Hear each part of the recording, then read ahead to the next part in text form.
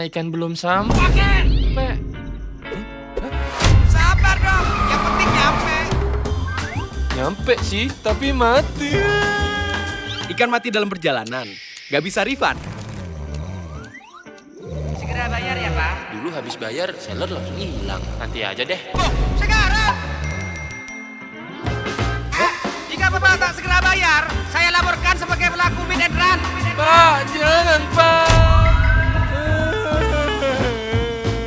Mau transaksi tapi sudah dini hari? Rekpen di Master Koi Bot lebih aman dan terpercaya. Transaksi kapanpun gak perlu panik. Berapapun nominal transaksinya, biaya flat 15.000 dengan berbagai metode pembayaran dan bisa refund. Master Koi Bot, pakai Rekpen aman dan praktis, belanja koi jadi logis. Download sekarang. Assalamualaikum warahmatullahi wabarakatuh. Salam koi untuk persahabatan. Jumpa lagi di channel YouTube Master Koi. Salam belanja koi jadi logis. Oke guys, koi lovers dimanapun Anda berada, kali ini kita juga nggak akan membahas tentang lelang koi ya. Nah, tapi kita akan berbagi tips nih, bagaimana menjaga kejernihan air di kolam koi kesayangan kita.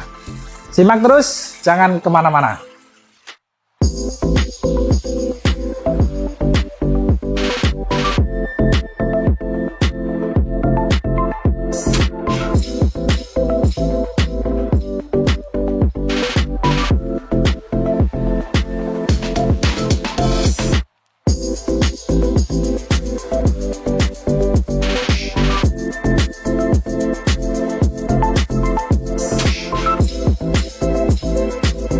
Oke, berbicara tentang kejernihan air kolam, tentunya tidak terlepas dari berbagai faktor ya. Utamanya faktor-faktor yang menyebabkan air kolam itu sendiri menjadi jernih. Yang pertama, bagaimana menjaga agar sirkulasi airnya cukup baik, oksigen yang terlarut cukup baik, media filternya, utamanya filter mekanis dan filter biologisnya, bagaimana populasi bakteri yang menguntungkan yang ada yang terlalu di air di kolam kita. Pada kesempatan kali ini kita akan mereview tentang bakteri starter gitu ya, yang akan kita maintenance di kolam kita, bagaimana menjaganya agar tetap jumlahnya dalam jumlah banyak dan kualitas bakterinya juga baik. Berbicara tentang bakteri yang menguntungkan di kolam, tentunya kita akan membeli produk bakteri gitu ya. Nah, saya pribadi memiliki beberapa pertimbangan ya, adalah sekitar 5 faktor ya yang akan saya jadikan sebagai bahan pertimbangan. Faktor yang pertama adalah jenis bakteri starternya. Kalau saya sih pertimbangannya yang penting mengandung 2 bakteri, Nitrosomonas dan Nitrobakter, di mana Nitrosomonas itu berfungsi sebagai pengurai amonia di dalam air. Amonia itu zat beracun ya guys untuk ikan. Dia dihasilkan dari sisa-sisa makanan yang tidak termakan oleh ikan gitu ya. Kemudian dihasilkan oleh kotoran ikan itu sendiri dan faktor-faktor X lain yang bisa meningkatkan kadar amonia itu sendiri. Nah, fungsi dari bakteri Nitrosomonas itu dia bisa mengubah atau mengoksidasi ya, mengoksidasi nitrat menjadi nitrit begitu. Ya, walaupun dalam tahapan ini nitrit ini sebetulnya masih berbahaya ya untuk ikan. Nah, cuman bakteri yang kedua yaitu Nitrobakter, dia yang berfungsi merubah dari nitrit menjadi nitrogen. Mana nitrogen ini juga akan dimanfaatkan untuk tumbuhan atau tanaman atau lumut ya yang ada di dalam kolam, di dalam habitat kolam kita itu sebagai makanan, sehingga dia akan menghasilkan nitrogen yang akan dilepas ke udara, sehingga yang awalnya itu amonia ini berbahaya akan menjadi netral seperti itu. Pertimbangan yang kedua ya tentunya kualitas produk itu sendiri. Kita harus tahu nih, memastikan bahwa suppliernya juga nggak kaleng-kaleng begitu ya, suppliernya berkualitas, kemudian kemasannya juga bagus, berdiri kokoh, kemasannya nggak gampang pecah, dan tentunya ada masa expirednya. Biasanya bakteri itu ada masa expirednya. Pastikan bakteri yang kita gunakan itu tidak expired, sehingga memastikan bakterinya memang masih hidup. Pertimbangan ketiga, tentunya kita harus juga melihat ya review, komentar, rating gitu ya, baik dari media sosial, kemudian dari marketplace misalnya, atau di e-commerce yang menjual bakteri-bakteri starter. Silakan bisa di-review sendiri gitu ya. Tentunya kita ingin memberikan yang terbaik untuk kolam kita. Timbangan keempat tentunya harga ya guys. Nah ini harga ini sensitif nih sama isi kantong kita begitu ya. Jadi kita sesuaikan dengan budget kita, tapi jangan selalu memilih yang murah ya. Tetap pilihlah yang berkualitas. Murah belum tentu bagus, tapi yang bagus juga tidak pasti harus mahal. Dan yang kelima atau yang terakhir, saya akan mempertimbangkan bahwa produk ini mudah dipakai, cara penggunaannya gampang, dan tentunya mudah disimpan kembali. Karena biasanya satu kemasan itu tidak habis pakai, sehingga harus mudah untuk disimpan kembali. Itu sih 5 faktor pertimbangan yang selalu saya gunakan untuk memilih bakteri starter untuk kolam di Master Koi ini. Selanjutnya jangan kemana-mana, kita langsung bagaimana cara penggunaannya di kolam kita, bagaimana cara pakainya, simak terus, yuk.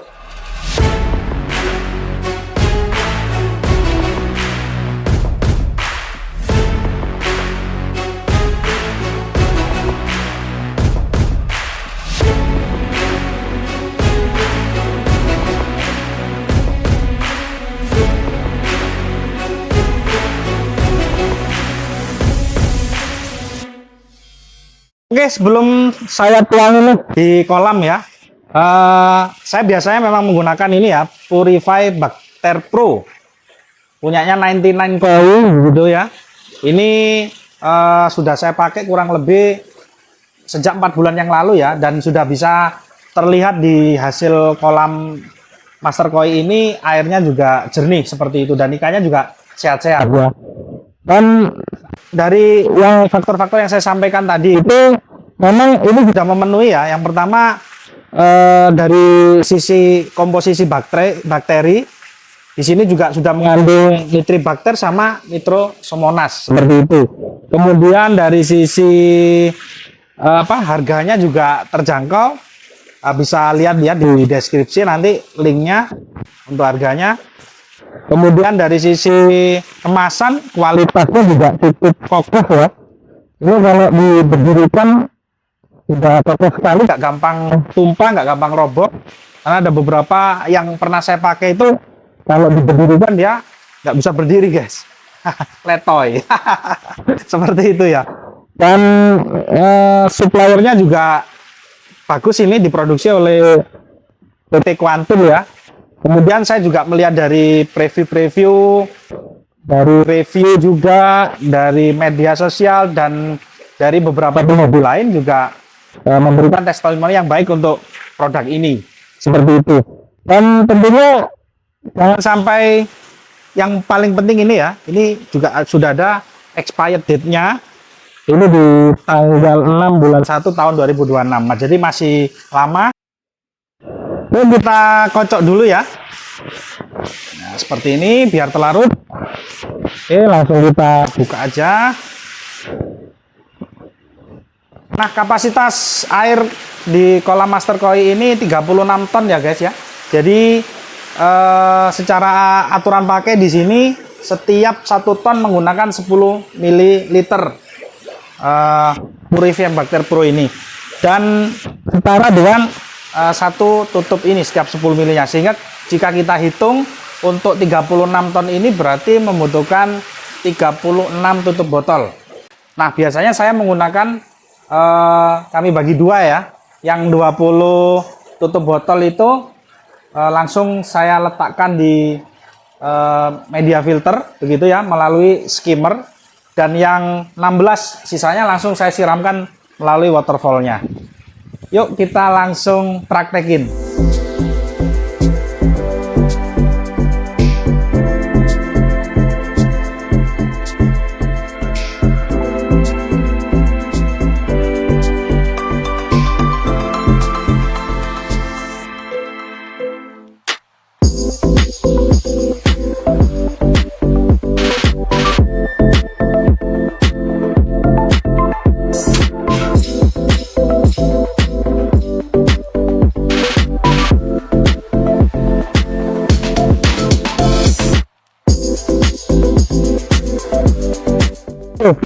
Jadi begitu cara penggunaannya di kolam Master Koi gitu ya. Dan yang pasti dalam satu botol ini kalau kita hitung, kalau sekali tuang 36 kali 3 ya. Ya dalam satu botol ini bisa jadi 3 kali pemakaian gitu ya. Dan saya sendiri di kolam ini antara 7 sampai 10 hari sekali untuk pemberian bakteri Purify-Bacter Pro ini. Sehingga ya kalau di total kurang lebih 1,5 botol lah dalam setiap bulannya. Oke, bagi koi lover yang ingin mencoba juga produk ini, silakan cek di deskripsi. Sudah kita sediakan linknya. Disclaimer dari saya, tentunya hasil di setiap kolam koi lover semua pastinya akan berbeda-beda. Kita sama-sama belajar, kita sama-sama menggali yang terbaik yang kita tahu sendiri, yang kita alami sendiri. Demikian, sampai jumpa di konten-konten berikutnya. Jangan lupa like, subscribe, and share. Salam koi lover, salam koi persahabatan. Belanja koi jadi logis hanya di Master Koi Bot. Terima kasih. Assalamualaikum warahmatullahi wabarakatuh. Mau beli koi tapi gak logis. Penipu. Mana koinya? Cari saja di Master Koi Bot. Keamanan berlapis, belanja koi jadi logis. Download sekarang.